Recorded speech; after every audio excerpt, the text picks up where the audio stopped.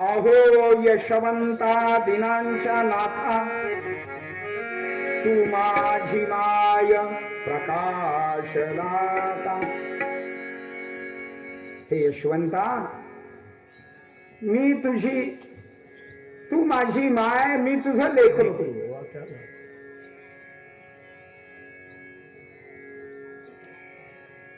आणि तू कसं आहेस? प्रकाश दाता आहेस, ज्ञान दाता आहेस. तू आयुष्यभर अन्न वस्त्र निवारा या प्राथमिक गरजांचाच कचरा केला.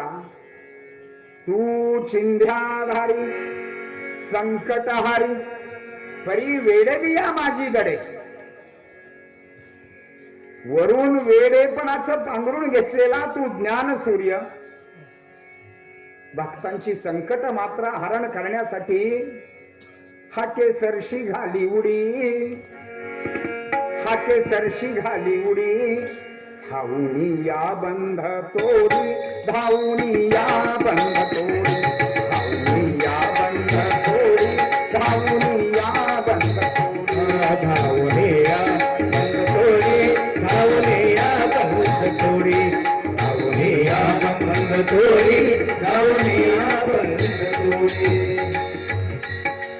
भगवंत उडी मारतोय असा, मग ती भगवंताची उडी आहे जरा गोरी आणि हाके सरशी घाली उडी, हाके सरशी घाली उडी, हाके सरशी घाली उडी, हाके सरशी घाली उडी, हाके सरशी घाली उडी, हाके सरशी घाली उडी.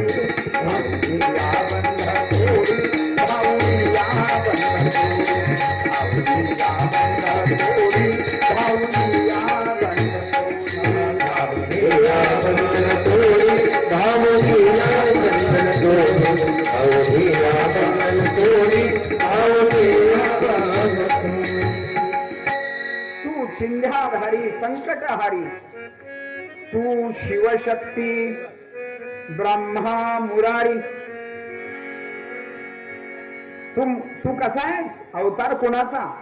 ओम शिवशक्तीचा. मूळ जी शिवशक्ती आहे त्याचा तू ओंकार आहेस, त्याचा तू अवतार आहेस. तू ब्रह्मा, तू विष्णू, तू शिव, सर्वांचं मिश्रण म्हणजे ओम परम सदा परमहंस सद्गुरु श्री यशवंत बाबा महाराज. ब्रह्म्याचं काम शिवाला करता येत नाही, शिवाचं काम विष्णूला करता येत नाही, पण तिन्ही देवांचं कार्य जिथे एकत्रित चालतं ते म्हणजे ओम परमहंस सद्गुरु श्री यशवंत बाबा महाराज. तू सद्गुरु, तू माझा तारू, नाव माझी पैलतिरी नेणारे सद्गुरु. तू भक्तांची नाव पैलतीराला लावणारा आहेस.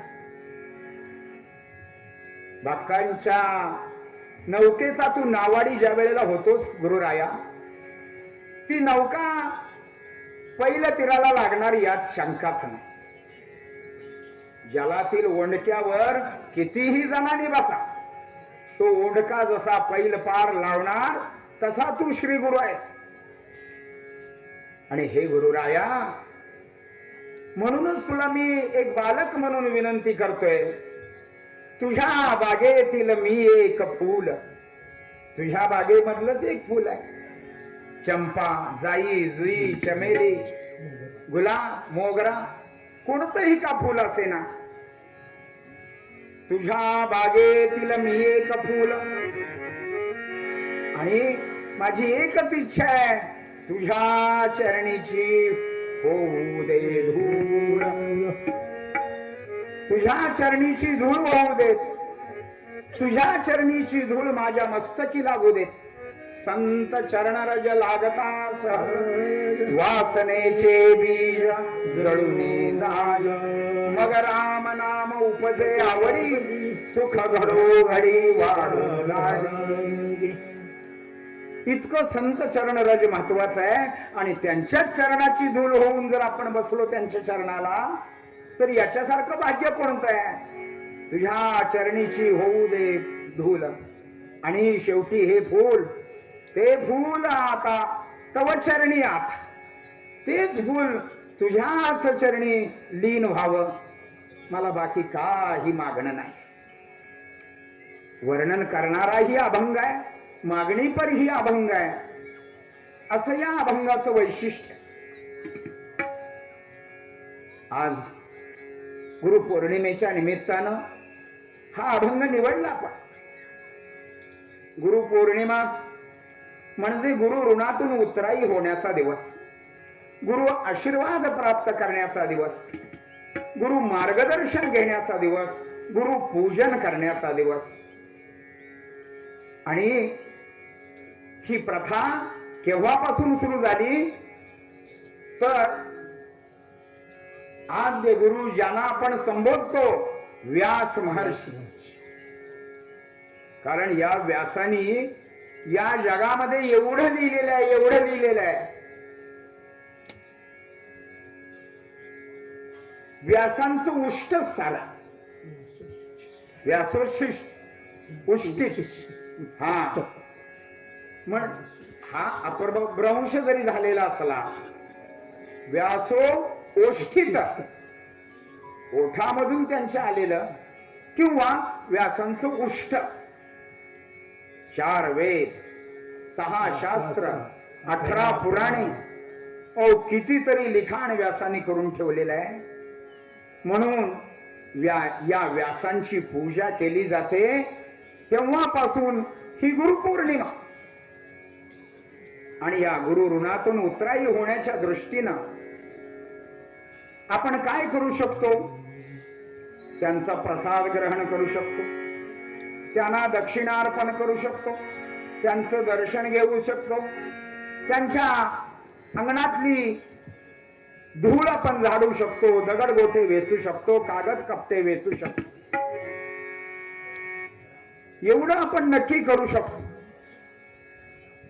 कारण या गुरूंचं महत्वच असं आहे.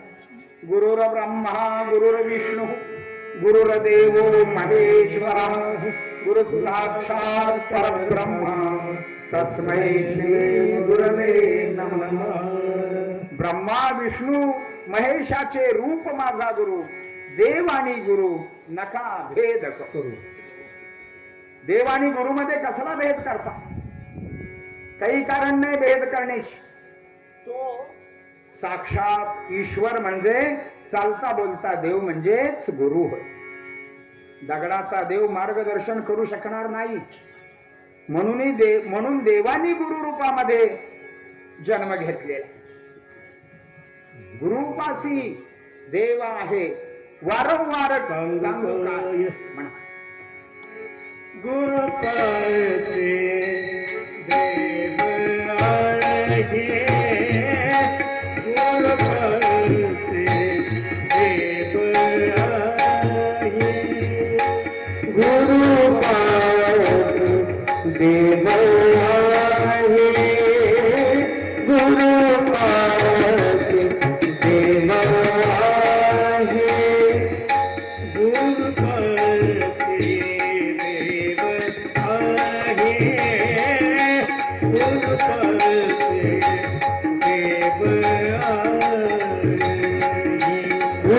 गुरु पासी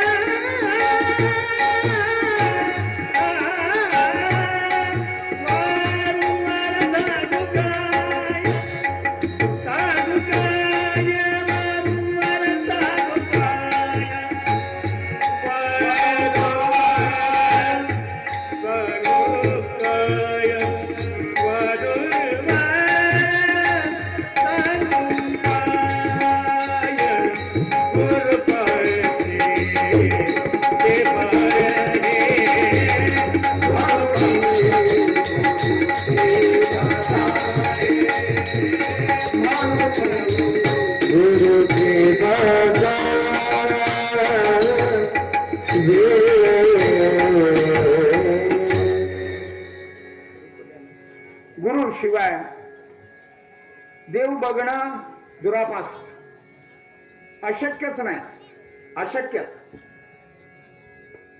कारण गुरुपासी देव आहे, वारंवार सांगू काय, म्हणून गुरुसी बजावे, रूप ध्यानासी आणावे.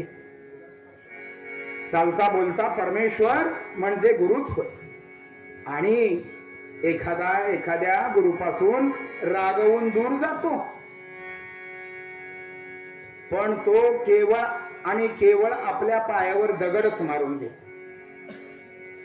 फायदा होतच नाही, झाला तर तोटाच होईल. गुरुवरती रागावून जाणं गुरुला काही फरक पडत नाही हो, पण तुमच्या जीवनामध्ये मात्र नक्की फरक पडेल. गोपाळ कृष्ण काय वेडे होते का? साक्षात परमेश्वर भगवान गोपाल कृष्ण, त्यांना डायरेक्ट गीता सांगता आली असती, मात्र त्यांनी तसं नाही केलं.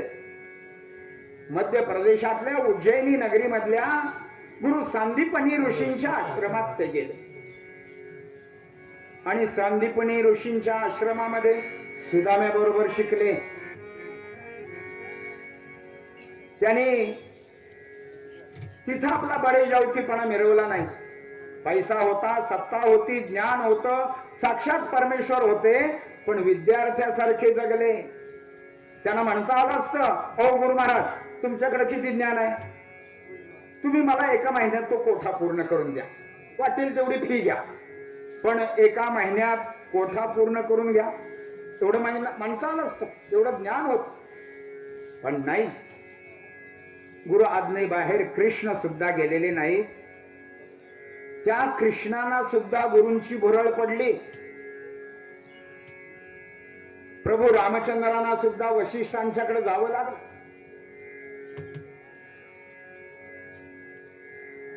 माऊली ज्ञानेश्वरांच्या बद्दल सुद्धा त्यांच्या आई वडिलांना वाटायचं की माझ्या ज्ञानानं पैठणला जावं.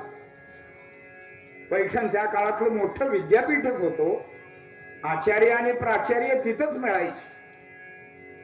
तिथं जाऊन मला शिकता आलं पाहिजे, माझ्या मुलांना शिकता आलं पाहिजे, ही ज्ञानेश्वरांच्या आई वडिलांची, विठ्ठल रुक्मिणींची इच्छा होती. म्हणजे गुरुशिवाय ज्ञान नाही, गुरुशिवाय उपाय नाही, गुरुशिवाय तरणोपाय नाही, म्हणून गुरुपाय हेच अंतिम न्यायालय आहे, याच्यात काही शंकाच नाही. कारण ज्या वेळेला आपण बालवाडीमध्ये शाळेत प्रवेश करीत असतो, त्या वेळेपासून आपल्या जीवनात गुरुना अनन्य साधारण महत्व येत असते. बालवाडी मधल्या ताई पहिलीत आल्यावर बाई किंवा मॅडम होता. पहिली ते अगदी कॉलेज पर्यंत शिकवणारे सारे सर असतात. इंग्रजीमध्ये सर म्हणायचं आणि मराठीमध्ये गुरुजी त्याला. हे सर आपल्याला शिकवित असतात. शिकवण्याच्या पद्धती बदलती. पूर्वी काळा फळा होता आणि पांढऱ्या खडूने लिहिलं जायचं. आता हिरवा फळा पांढरा खडू. पुढच्या काळामध्ये पांढरा फळा निरनिराळ्या रंगाचे पेन निघतील. म्हणजे शिक्षणाची शिकवण्याची पद्धत बदलेल, परंतु शिक्षकाचं महत्व मात्र या जीवनामध्ये कधीच कमी होणार नाही. कारण शिक्षकाशिवाय ज्ञान कोण देणार आपल्या. म्हणून जुन्या काळातल्या शाळा आठवा, जुन्या काळातले गुरुजी आठवा. शाळेतलं ते देतच होते. दूधवाला दूध घालायला येतो, माप दोन माप आपला जो रतीब असेल त्याप्रमाणे ओततो, पण वरची एक धार ओततो तो, त्यावेळेला आपल्याला आनंद होतो. तसे ते जुन्या काळातले शिक्षक नुसता पाठ्यपुस्तकातला अभ्यासक्रम पूर्ण करत नव्हते, जगाचं ज्ञान देत होते, वरची धार सोडत होते. शिक्षकांना शिष्याना काय हवंय हे ज्या वेळेला कळेल त्यावेळेला तो खरा गुरु. त्यांचं मानसशास्त्र त्यांनी जाणलं पाहिजे. आणि या गुरुजींचा असतो मुख्याध्यापक, सरांचा असतो हेडमास्टर, अध्यापकांचा असतो प्राचार्य आणि सगळ्या युनिव्हर्सिटीचा आचार्य. म्हणजे जुन्या काळातलं जसं जैशी बैठक आहे त्याप्रमाणेच गुरूंची विभागणी झालेली आहे. या गुरूंच्याकडून शिकत शिकत जायचं असतं. मग हळूहळू हळूहळू आपण लग्न करतो. कारण शिक्षला, मोठा झाला, सुज्ञान झाला, नोकरी झाली, लग्न झालं की मग लग्न झाल्यावर आणखीन एक गुरु मिळतो. तुम्हाला काही कळतच नाही. महागुरु मी होते म्हणून झालं. हे कॅसेट तो एक महागुरु असतो. त्या गुरुला पर्याय नाही, ऐकून घेणं एवढंच. पण एखादा शब्द बोलावा तर इतकी लांबड लागते. त्याच्यापेक्षा आपलं तोंडाला कुलूप टाकणं हे उत्तम. त्या गुरु पुढे काही मात्रा चालत नाही. तुम्ही स्टूल आणलंय का? स्टूल आणलंय का? आणा की, मला पाहिजे. आणि तो महागुरु आपल्याला बरंच काही शिकवून जातो. आणि त्या महागुरु शिवाय आपण सरळही होत नाही. हे मात्र नक्की खरं सत्य. परिणाम असा, जुन्या काळातल्या शाळा सारवलेल्या जमिनीवरती आपण बसत होतो. शनिवार म्हणजे सारवण्याचा दिवस. मुलं शेण गोळा करून आणायची आणि मुली सारवून घ्यायचे. शेण गोळा करण्यासाठी 1 तास आणि सारवण्यासाठी 1 तास. तोपर्यंत झाली मधली सुट्टी, शनिवारची सुट्टी. त्यावेळेला सुद्धा चढावर लागायची, कोण जास्त शेण आणतंय. लहानपणाची शाळा बर. लांबूनच एखादा शेणाचा पो दिसला की एक पोरगा म्हणायचा, हा माझा पो आहे बर. असतो कुणाचा? म्हशीचा, गाईचा. पण तो म्हणतो काय, हा माझा आहे.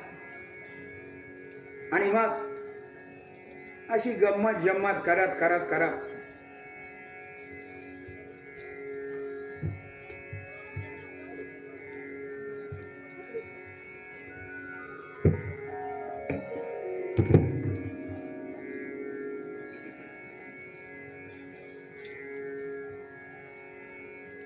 गुरूंचं महात्म्य अबाधितच राहणार आहे.